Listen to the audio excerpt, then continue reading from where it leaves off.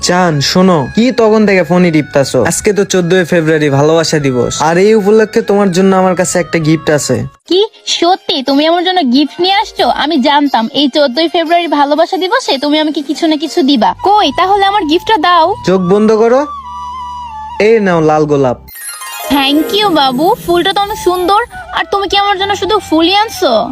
আরে বাবু তুমি কি বলো, আমি তোমারে শুধু গোলাপই দিতে পারি?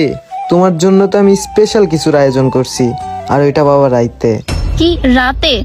কিন্তু আমি তো সন্ধ্যা পর্যন্ত বাইরে থাকতেই পারবো না বাবু, তুমি আমাকে সারপ্রাইজটা এখনই দাও না। আরে জান তুমি একটু চুপ করো না, আর সব সারপ্রাইজ কি দিনে দেয়?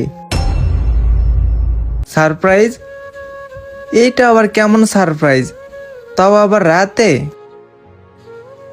ও, আজকে তো 14ই ফেব্রুয়ারি, বিশ্ব ভালোবাসা দিবস। আমি তো ভুলেই গেছিলাম। আর এই ভালোবাসা দিবসটাকে